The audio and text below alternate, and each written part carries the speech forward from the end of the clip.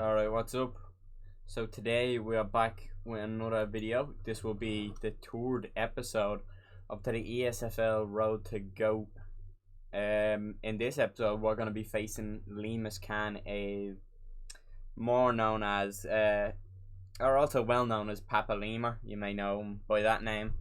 This was my third fight in the ESFL, and right here I want to give a little breakdown of how things are looking. Dabakin still champion, and now Lemur versus myself will be taking place for the #1 contenders fight. So the winner of this would go on and fight for the belt. It's gonna be taking place in the bantamweight division, as you can see, and we are gonna be facing Jose Aldo. Now I just want to say, there was a round restart glitch back when we had actually done this fight. It was a little bit of a round restart glitch, so you could do anything in the round with just constant restart. But I actually had fought Lemur, and I absolutely, because we had to pre-record a fight, and I absolutely butchered him. Just utterly butchered him. I had like 7 knockdowns or something. I didn't even sustain a knockdown myself. And I was going to be so happy to be able to, get that broadcast to the ESFL. It was a super dominant performance. But because the rounds restart glitch was so relevant at the time, even though the round only restarted, I think possibly once, twice max, he made us redo the fight. Or it was made redo the fight with him. So now it's the second take. We'll get into it here, I guess. Starting off, he used that a lot at the time. He was using the double leg bails into the hooks, and Cody was the meta. My Cody was nasty in particular. We had a Cody mirror, and then he found out, oh well, that's not a good choice, so he ended up changing to Jose Aldo to suit his more leg kick favouring style. Nice switch kick though. The moving forward switch kick was like impossible to catch back then. Front kick rocks me early. Now this is where I was really frustrated, because it's in the era of the block breaking. One drop can be it. The ground and pound was still OP as ever, so this was really frustrating for me, because I was Cody and everything, and knowing that I had just butchered this man. Now if I lose to him, it's going to be extremely frustrating. And as well, on top of that, he was head bobbling whenever I'd rock him, so it was extremely hard to get the knockdown and be able to kind of increase my lead on the head health. Now with Cody, you have to be careful. Look, here we are. I'm just trying to mainly box, but I did also grapple with him in previous fights, and I had an extreme advantage on the ground. I was a lot better than Lemur on the ground anyways, so I kind of opt to take it down here at some stage. I'm not sure what time in the fight it is. You see me there shooting a double. It may be in a double fake though.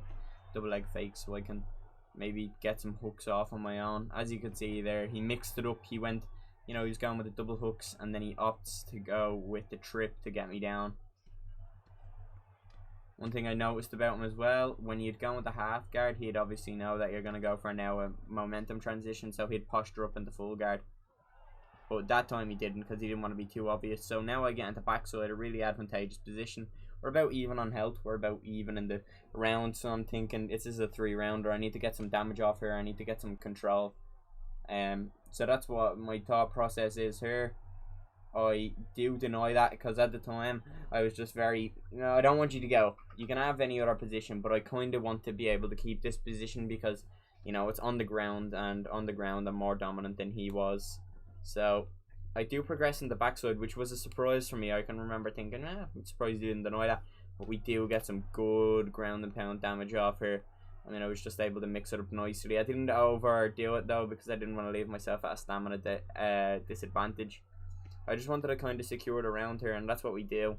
We get some nice little block damage even in, so when we're back onto the feet, it'll be a lot harder for him to get them onto his block. Right now, that's what I was like you can see there, I was just being patient, man. Well, good stuff so far. I think I would take that round. That's what I'm thinking. I'm like, it's 3 rounds. I have Cody's chin. Cody's a glass chin fighter. I've used him in my glass chin series and everything, so I think, I secured that win. No need to get overconfident or hunt for a finish with such a low chin, as I'd previously said. So now we're going into the second round thinking, alright, more the same. with the straight hook was landing, the jab hook was landing, just the basic combos. He was able to bobblehead the longer combos like that.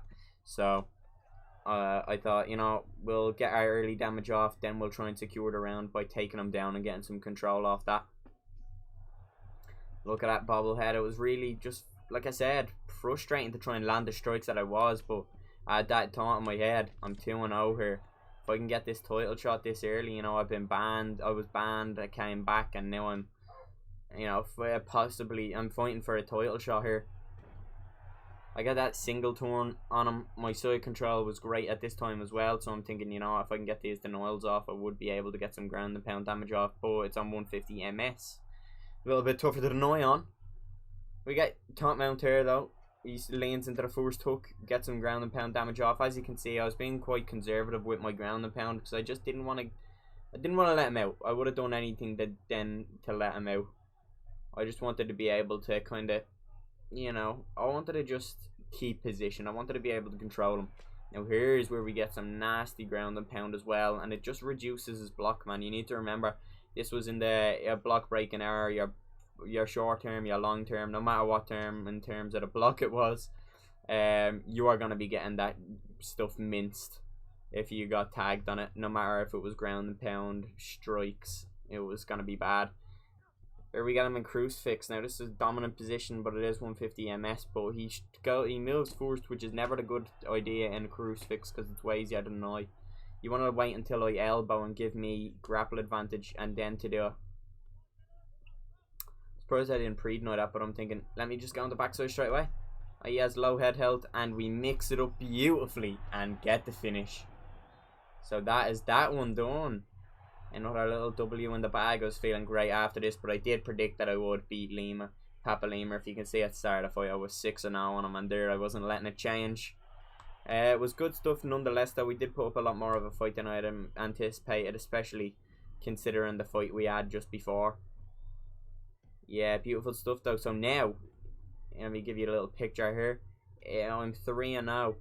Oh, now there, pause. Don't want no audio coming through of our party, but now it's 3-0. I move on to fight Dabikin next, which should be a great fight.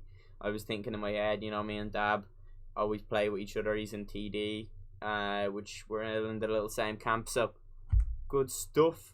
I expect to be able to I expect to kind of move on here and be able to try and get the title. So that was my little thought process there. If you have liked the video and you want to see kind of episode 4, you know, see if I get that title, see what happens from here on out, subscribe and turn on notifications as well while you're at it. And if you, like I said, if you haven't already, hit that like, hit the subscribe button. But that'll be me for now. Appreciate you for watching once again. Peace.